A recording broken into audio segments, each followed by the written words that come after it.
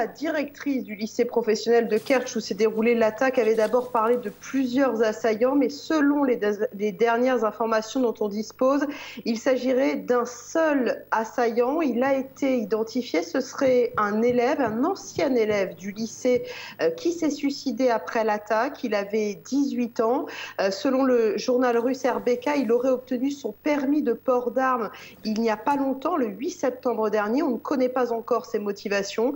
Ce que l'on sait, c'est qu'il s'est introduit dans ce lycée en fin de matinée et il a fait exploser une bombe artisanale dans la cafétéria, puis a ouvert le feu sur toutes les personnes qu'il rencontrait.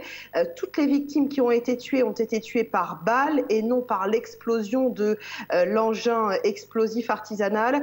Une enquête pour acte terroriste a d'abord été ouverte, mais le comité d'enquête russe parle à présent de meurtre de masse. L'état d'urgence a été décrété à Kertch, cette ville portuaire dans l'est de la Crimée qui est reliée à la Russie par le pont de Crimée qui, vous le savez, a été inauguré en mai dernier. 200 soldats ont été envoyés sur place, un avion, 3 hélicoptères avec du personnel médical. Vladimir Poutine lui a tout de suite présenté ses condoléances aux familles des victimes et le chef du Kremlin a dû écourter ses discussions avec le président égyptien Al-Sisi qu'il recevait aujourd'hui à Sotchi au bord de la mer Noire.